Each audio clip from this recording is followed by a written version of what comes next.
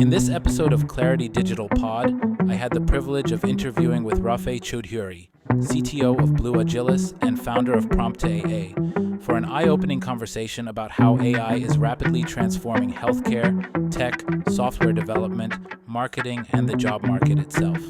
From custom-trained medical AI models to next-level prompt engineering, Rafay offers deep technical insights while staying grounded in real-world use cases. All right, let's go. Hey, Rafay, how you doing today? I'm well. How are you doing? Very good. Yeah, we just met a couple of weeks ago when I applied for a gig at your company, and we hit it off, and we were becoming friends. That's how it is in this business sometimes, It right? is. It is. Yeah, but if you don't mind introducing yourself a little bit more for our audience about your personal technical background, where you work, and all that stuff, that would be great.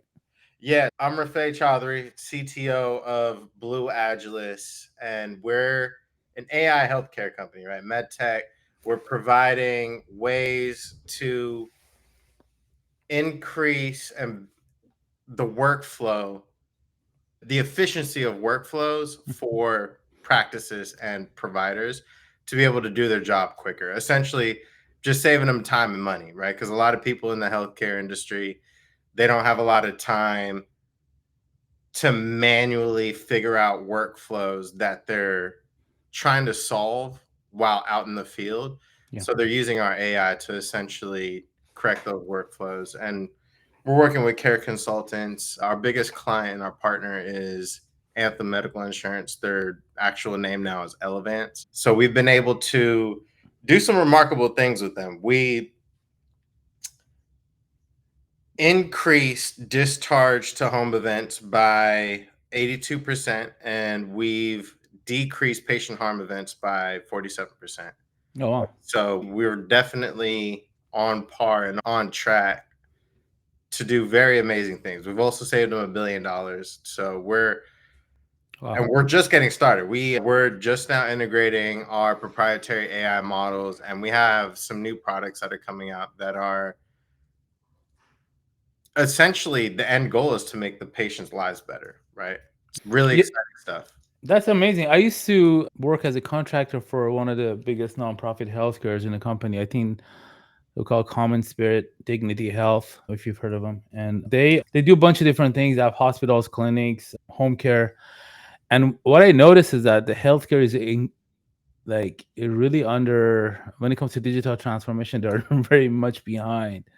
Because the sales cycles are so long. You know Mhm. what's interesting is people in the medical industry are doing either really cutting edge innovative stuff or they're just behind. Most of the industry is behind. But I remember when I was working in the metaverse space for medtech. This was in like 2016. We just piloted using HoloLens Yeah. for this was for a completely different company, but there were doctors, I believe, performing surgery virtually from San Francisco. Wow. And it was either it was somewhere in Asia. I don't want to misquote myself because I actually don't remember exactly what country it was, but they were able to put their hands in a machine and it was controlling remotely on the other side.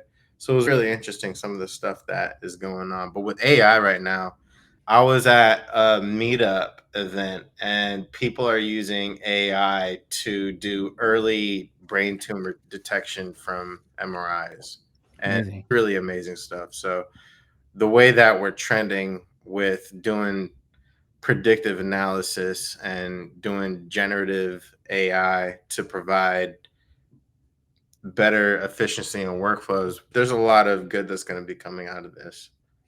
Amazing. I have a data scientist friend who uploads his yearly physical results into ChatGPT and gets recommendations about what he needs to do. I do the same thing. Yeah, and I've been doing a lot of that too. Maybe not necessarily mental health, but pretty much everything. I've been getting more into Claude more recently than F1 AI, but it's very fascinating stuff that you can do with this AI stuff. So, like, how does your system work? Is it you train your own model? Does it use one of these Does he use OpenAI or one of these LLMs?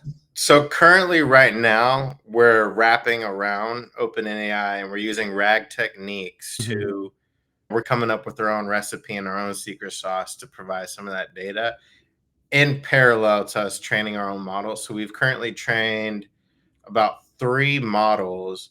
So the next step is to actually integrate it. So right now, even if you ask the same question, like a medical question in ChatGPT versus our platform, you'll get a much better response on our platform just because of the different techniques and the different information that we're implementing using RAG. But come, I'd say next month, we're going to begin integrating our own trained models, which is going to take this from 0 to 100, to be very honest. That's great. For those that don't know, what is RAG? RAG is retrieval augmentation generation. Essentially, a really concise explanation would be when you're using ChatGPT and you ask it a question and it goes out to perform a search to get relevant context. That's a form of RAG because it needs that context to answer anything that it gets external is essentially some form of RAG that's getting implemented. Yeah.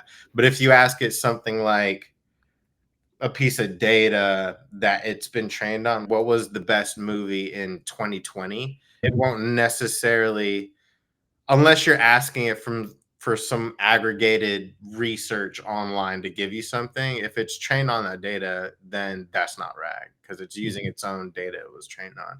But anytime anytime it retrieves external information for context, that's typically RAG. Cool. Good to know. Thanks for clarification. Awesome. I want to say that I'm very fascinated by AI. I got my degree in computer science back in 2002, I believe it was. And I took introduction to AI and I was just all statistics and it was pretty boring. And I was like, okay, this is never going to happen. Whatever. This is just going to be the movies. And then I started seeing more AI marketing. There was this company called Narrative Science where back in 2000, I want to say 13 or 14, they started analyzing Google Analytics data using generative AI, but it wasn't like ChatGPT. Basically, you have to hook up their tool, Google Analytics, and I think they got absorbed by another company and they did something else with them. But that's where I realized that okay, this AI stuff is coming after our jobs, and I've been doing SEO and SEM for over nearly 2 decades, and I saw Google stopped telling people about their core updates. At the beginning, all the people in the SEO communities, Google is trying to be not transparent anymore because before that, they used to tell you what they did. And I agree to that. I agree with that up to a certain extent. But I think also Google's like engineers didn't know because they were using AI more and more in the core algorithm updates. And every time we ask them, okay, what changed? How can we, let's say if your rankings drop, what can we do to recover from it? They're like, oh, just do better. And they will give you something very high level. But create better content, more authentic content.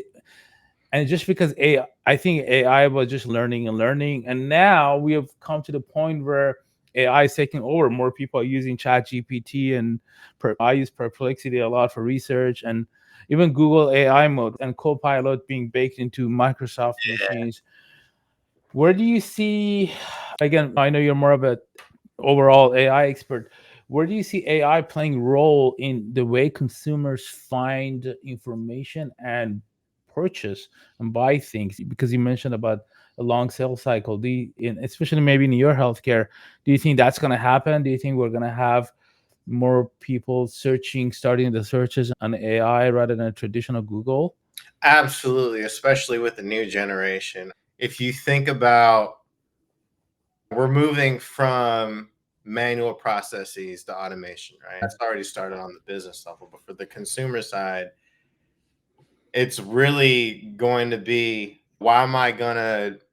it's like the difference between looking through yellow pages when Google came out, right? Why would you introduce these manual steps? You got to walk over to go get your yellow book. You got to manually flip through the pages, manually search for everything versus you can enter a query on Google and you can get the answers. So in the very same fashion, if I have a question and I'm trying to do some research, why am I going to type that in a regular search and then have to manually click through all these different links, and then Yeah. I have to read through all the, because the goal isn't to introduce manual process. I have a question, I want to get an outcome. So very similar to, I use AI for everything, right? So Yeah. even with database queries, I'm using Mongo Compass, and they have a Mm-hmm. I generate remember. query function, and Oh, wow. you don't have to know the exact command, select this, where this equals that. Like, you don't have to even type in code. Be like, hey, how many users do I have in my database? Or, Oh you know, my God, yeah, it's you're dude. just talking in plain English. So everything, so English is now the higher order language, right? Yeah. So before you had bare bones to the metal You had code. C and SQL and stuff like Yeah, that. then you had interpreted languages like Python and JavaScript Yeah. come out with a little bit more user-friendly ways to get information software. So the new next phase of writing that software is just talking in English, because that language can then get interpreted into code. Because nobody knows, even when you're writing Python, no one knows the bytecode that is getting compiled into. Yeah. That's for the machine to learn. In the very same sense, why would I write this form of code in plain code when I can just ask it in plain English? Now, AI is very philosophical, right? In life, if you don't ask the right questions, you're not going to get the right answers. Very similar to AI. You Yes. can, this is where it gets tricky, right? You still have to know what you're talking about. You can't just not know anything about software and then try to build something, because you're just going to shoot yourself in the foot with, if it's producing security vulnerabilities or producing a bunch of slop. It might work, but then it's not maintainable, it's not scalable. So there's a whole, it's more like an assistant, right? Like, how would you talk to developers who work for you, or how would you talk to an assistant to accomplish a task, and you manage that? And how you do that is almost very analogous to how you write tickets, right? If I'm writing tickets for my developers, and it's a very long convoluted ticket that includes various pieces of work, that eventually needs to get broken down, or the developer writing the code is going to come up with something very confusing, because you're putting a lot in one source. The best way to use AI in terms of any task, not just writing code, is bottom up, so atomic, right? You don't want to go the other way around where you're going top down, because say for instance, I'll give you a really, like, a real world example. I wanted to test how, I'm using Windsurf. Windsurf is an AI coding agent, very similar to Cursor. And I was starting from scratch, because usually when I'm using Windsurf as an agent, I already have a project up and running. It's Yeah. repo's already there. And then I'm just asking, hey, write an API to get all the categories from my database, right? With simple atomic task. Versus I'm starting from scratch. I'm like, hey, build me a Chrome extension from the Plasma framework. And this is exactly what I did. I was like, all right, let's see how good it gets. It gave me so much bullshit. It worked, but it did Yeah. completely everything anti-practice. It was giving me such a headache. I'm like, okay, you know what? This isn't ready. Eventually it will be, because eventually the agents will get good enough to where if I'm asking you, hey, build me a Chrome extension in Plasma, right? It can then understand, oh, I need to go out to the web, go do a search for Plasma Chrome extension, read all the latest practices for the version that it's using, use that documentation as context, and then build it out. But it hasn't gotten there yet. It can if you prompt it correctly. So Yes. prompt engineering and learning how to prompt well is the new way of essentially interacting with the world in terms of the internet, or in terms of writing software, or using anything to do with AI, right? If you don't have good prompts, you don't have really much to work with, because you're just going to get a whole bunch of slop. You'll have to go through a bunch of chain of thought going back and forth between the AI. And this is why I actually created Prompta. So Prompta is, What's the URL to the prompter? so it's, let me drop it in the chat. Yeah, that'd be great because I want to share it on the screen. Yeah, it's Oh, perfect. promptaa.com. Yeah. So I just put it in the chat right there. Cool. Let me see if I can share it for our audience to see it. Prompt AA. So I'm gonna put it here. This is it, right? Yeah. So go to sign in. We could do a quick little example. Yeah, let's do it. You're just signing with your Google.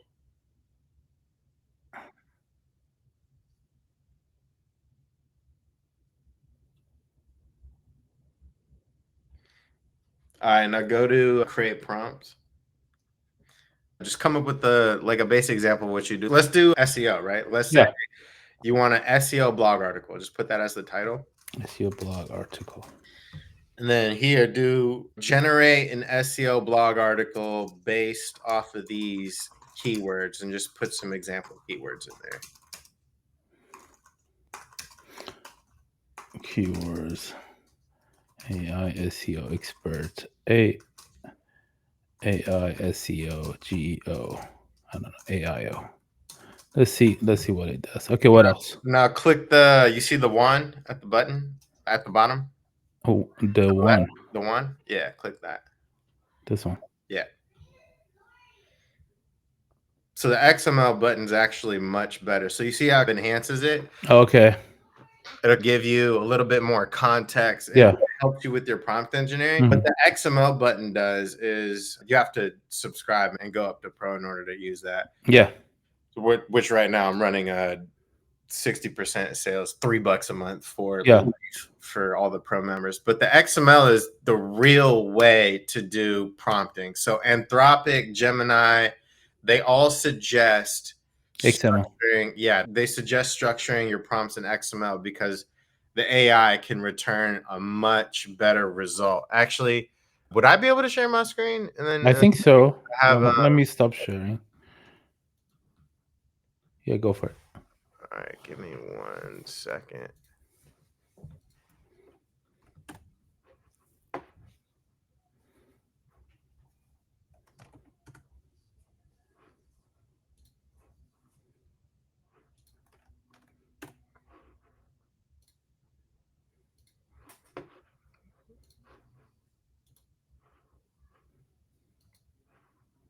I had a million tabs open, just FYI, as every person does. So if I wanted to do something, I'll just do the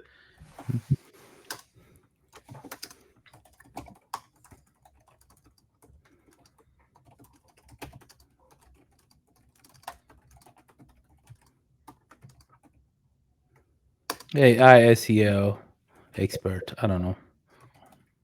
And then AI SEO and then GEO. I think that should be good enough. and then AI what? AI SEO. Just and then comma and then GEO, generative engine optimization. Okay, so if we hit XML, this is all live, by the way. I'm just using my local host. Cool. I can bypass. Yes. So when you copy paste it, you just dump it in Claude, or do you have to go in a special mode? So we're actually releasing an extension, so you can be directly on. Actually, I could probably demonstrate the. Yeah, if you just put it in there, Claude knows it's in XML, or you have to go to a different mode of Claude. Oh crap! Where did it go? No, you could use it on any. You could use it on Claude. You could use it on ChatGPT. This is the web version right now. Okay. But you see what it did? It broke down the prompt into an objective, generate an SEO optimized blog article using specified keywords, the context, role playing, who is the AI, and then the instructions. Begin with engaging introduction, incorporate the keywords, constraints, right? Because there's a lot of constraints that you could have for formatting, tone, what you want to avoid, and then examples. So being able to, you could imagine while you're prompting, coming up with this level of detail. So let's go ahead. I've never done that. On the Coursera course I took, it did mention the XML part, but I haven't created it. So this is great. Yeah, so you would take this, you would dump it into ChatGPT or what have you, and get the result back. That's why. I'm definitely gonna test that. So what is it, like $3 a month? Yeah, and you get it for life. Okay, yeah.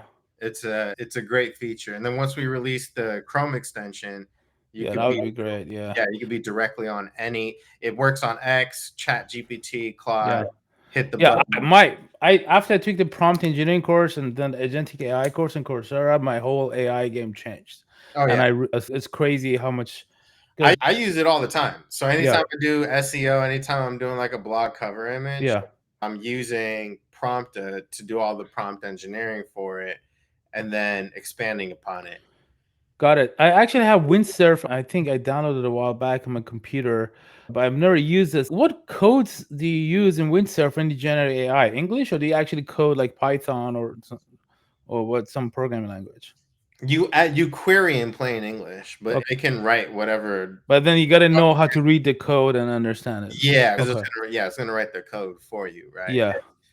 So you It, have to have coding experience. you have to. Let's say and do you tell it which code that does it generate for, or does it do, like when you tell it to generate the code, do you have to say which programming language you want it to Yeah, be in? it'll understand. It'll index the repo, Okay. and it'll infer what. Whatever that I've used. Okay, Yeah. got it. I remember the reason I ask all this stuff. I remember my first job off college was I was a junior web developer, and I did a lot of SQL work and a lot of like storage procedures and stuff like that. And oh my god, I struggle so much with outer joins and inner joins and all that stuff.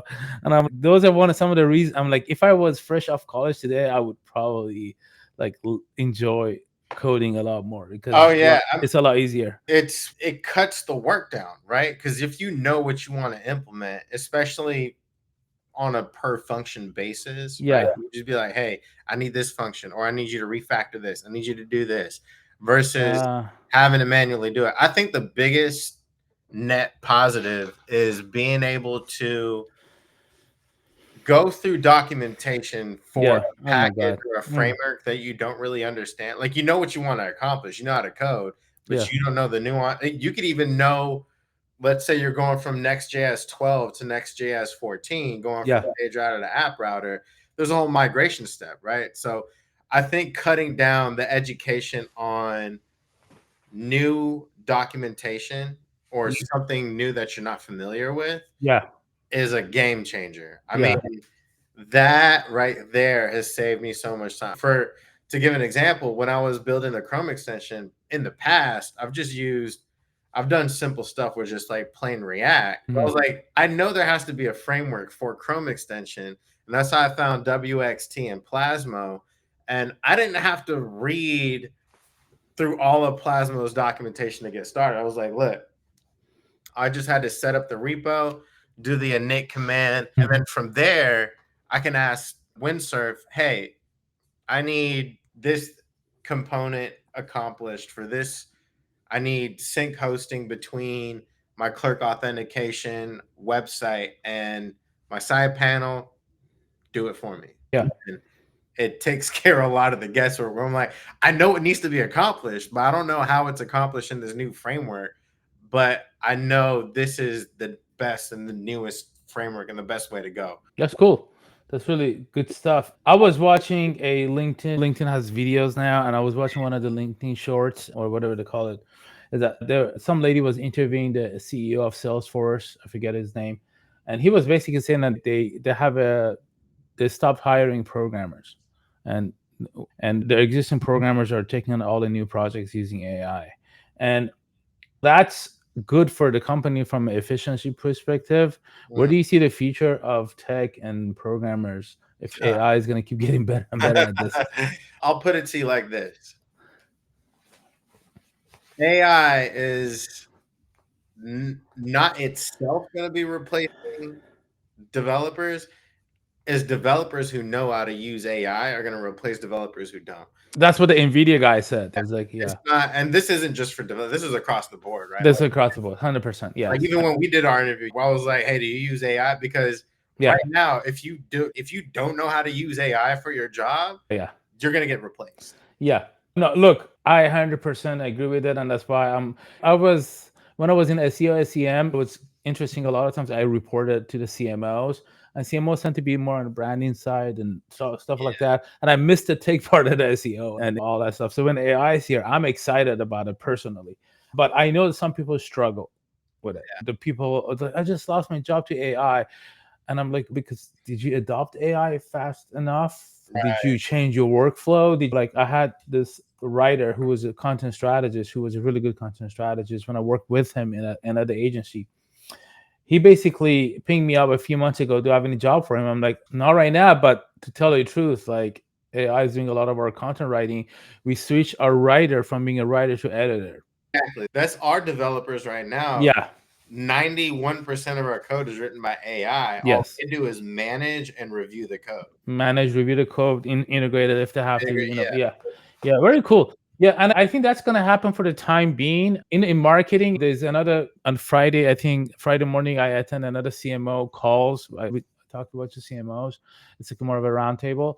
And the difference between this, from what I've seen, the busy CMOs and the ones that are not busy, is just the ones that have on top of the AI games, they're using all these AI tools and stuff like that. Yeah. I'm like overwhelmed by the amount of tools that are out there. So I'm more of a, hey, let me just become better at using ChatGPT and Claude. Yeah. Prompts better, create better agents. Right now I'm going to share with you all this never ready. And this is maybe if you can actually guide me to that, I could use some guidance. Let me share with you my screen very quick. I'm creating this thing. The website obviously isn't there yet, but the reason I'm showing you this website because I want to share the concept. Marketers use a lot of analytic platforms. There's SEO tools, there's PPC tools, there's Google Analytics, and there's Google My Business, and there's Salesforce. And having a source of truth is really hard. So I want to bring it all together into one place. And using AI, you can prompt, ask very simple questions. Hey, my sales were down last month. Why? And obviously, we will have some prompt templates. I'm working on that. That's why I'm taking all these courses and trying to make this work. Since you are on the tech side, what is the best way? I'm trying to see if I can use make.com to make some of this happen. What is the best way to go about doing what I want to do? Obviously, there's a lot of APIs, right? Yeah. What's your goal?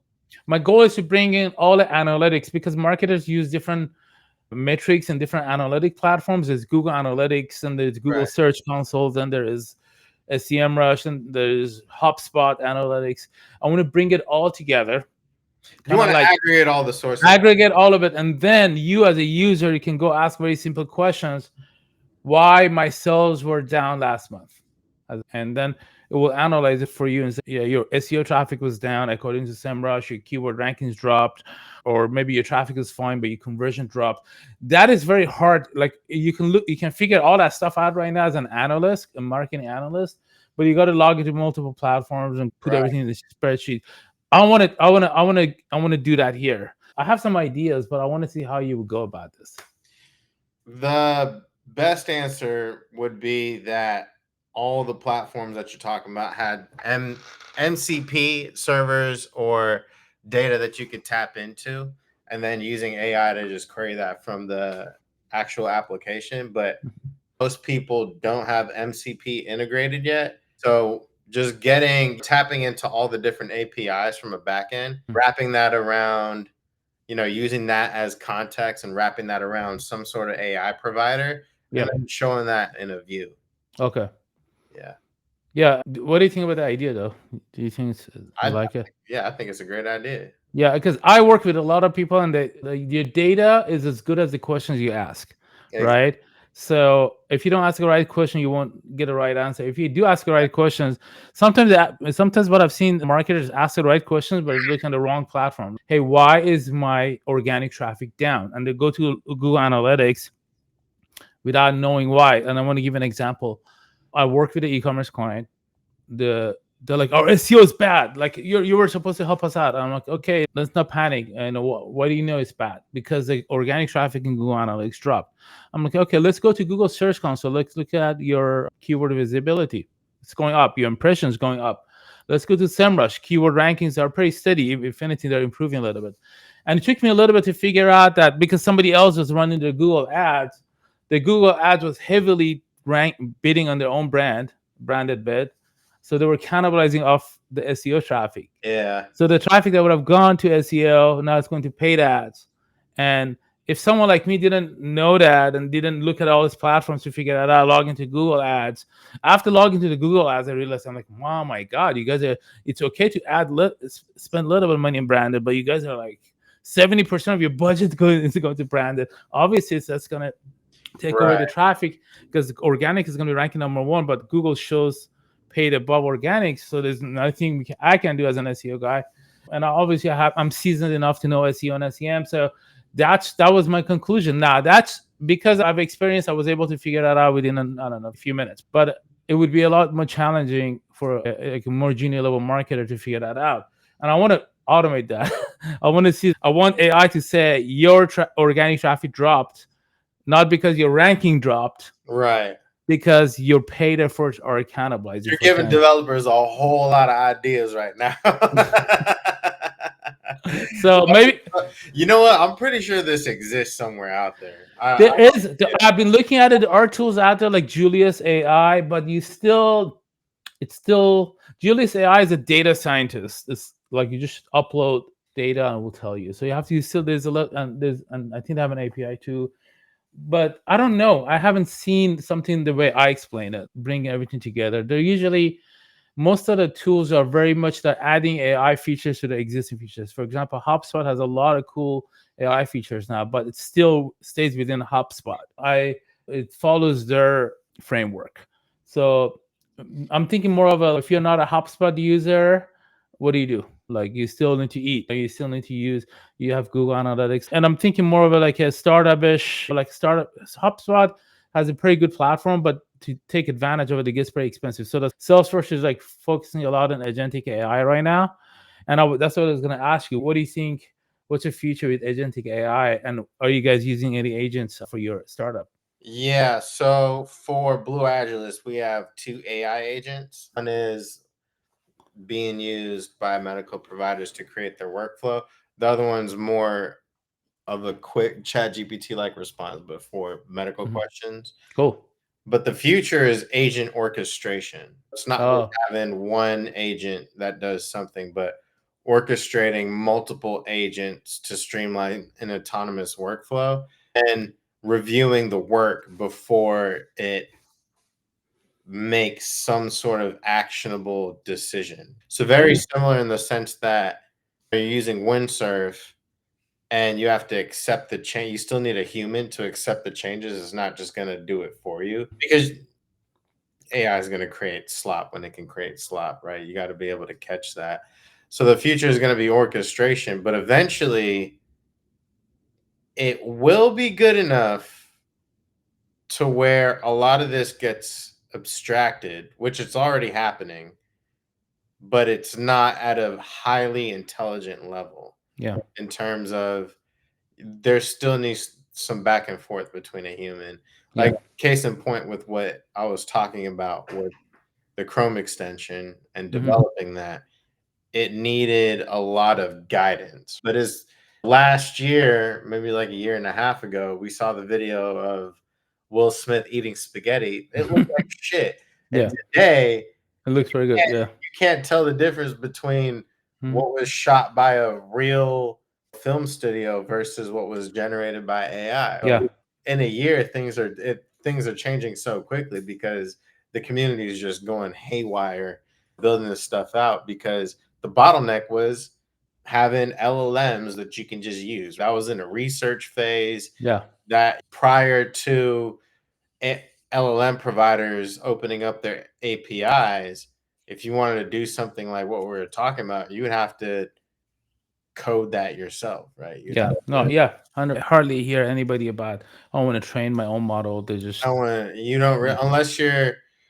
unless you have a large amount of proprietary data that needs particular fine tuning, which is exactly the situation we're in, where we have a lot of proprietary data, and obviously we're dealing with the medical industry and patients. It requires careful prediction from data to give you the results that you need. Yeah. And then there's also issue of privacy, right? Is the information being safe? Exactly. Right. We're coming to the time, so I have booked you for 1 hour and we're a few minutes away from it. So I want to conclude this call because I know you and I can talk about this forever. Right. But I want to ask you some personal questions. Obviously, you play guitar. What else do you like to do when you're not working and coding? Oh man, yeah, I love making music. Make music. I produce a lot of music in my free time. Or What kind of music? Different kind of music? Yeah, just different. Do you have any good AI tools you can use for AI music production? Suno, man, I use Suno for a lot of things. I was Okay. using for my kids. Yeah. I have a stepdaughter. I created her a country song using Suno. Oh, okay. For my newborn, I created him an R&B song or like Okay. an Afrobeat song. But I didn't use AI for the lyrics because I write songs myself. So Yeah. I'm writing the lyrics out. And Suno just makes it easy because before, back in the day, producing a song requires a lot of effort. Like you have to not just, whether you're sampling or composing, you still have to use a digital audio workstation to produce this, use different plugins. There's a lot of choices to be made. You got to make it sound professional because a lot of the sounds aren't going to sound professional. You got to play around with the arrangement. But with Suno, you just, hey, I need a country song with these lyrics. Yeah. It'll come out with a well-produced, arranged song with the vocals that sound great too. Yeah, I've used it in the past to make music for my daughter and for her birthday. So it's very fun. It's very fun. I agree with you. You live in Atlanta, right? Yeah. Cool. My favorite town there, part of the town is Alpharetta. Alpharetta, yeah. Alpharetta. And there's I don't know if you like international cuisine. There's a nice Persian restaurant there. You should try it out because I'm Persian. Oh, okay. No, they got some great Del Bar, I think. Is the Persian spot that? Okay, yeah, I think that's one. Yeah. That shit is good. Yeah. I was gonna ask you, what's your favorite food or cuisine next? I would probably have to say it's a toss up between Mexican food or South Indian food. Okay. I love dosas and I love tacos. Yeah. I love Indian food and I love Mexican food. Being California, we have a lot of it. And I'm Persian, so I like Persian food as well. I spent most of my life in LA. Okay. Oh yeah, that's right. You did mention it. Yeah, the taco trucks. Taco trucks, yeah. Special place in my heart. Yeah, for sure. I guess the last question it would be, if you could be a superhero from a comic or movie, like what would it be? Probably Iron Man. Iron Man. Why? Yeah. Tech guy, very realistic as to what he can do. I wouldn't be surprised if someone came out with an Iron Man suit within the next 5 to 10 years. Yeah, possibly. Yeah, that's good stuff. Hey, I know you're busy running 2 startups. I really appreciate your time. I look forward to working with you soon in near future, hopefully. And we should have you on again as this AI stuff. Absolutely. Progresses. Obviously, things change all the time. We should have you on again. And I guess the last question, where people can find you on LinkedIn is probably the best place.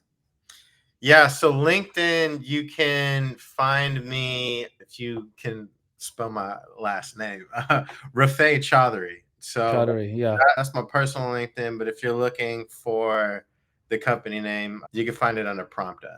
So Prompt. Yeah, I'm probably going to become a client really soon with the Prompta because I do create a lot of prompts, but I could use a little help still. Sometimes I ask ChatGPT to give me a prompt, and it does, but anyhow. Yeah, but doing it with the XML structure. The XML thing is what sold it to me. Like, yeah, for sure. But also there's version history as well too, right? Oh, yeah, that's right. Yeah, if you're saving a bunch of prompts and you keep iterating on a prompt and you're A/B testing, it's a good way to go back to. It's only $3, yeah. Yeah, it's half a cup of Starbucks. that's what I'm saying. Especially with this sale that's going on right now, $3, and that's for life. So yeah, for life, yeah. I would suggest anybody to go upgrade now before that sale goes away. No, yeah, I'm gonna do it soon this weekend for sure, if not today. Excellent. Awesome. Thank you so much for coming. I appreciate it, and I definitely want to have you on again for near future. You have a happy 4th of July and take care. Thank you. You as well. Have a great weekend and holiday. You too. Bye. All right, bye.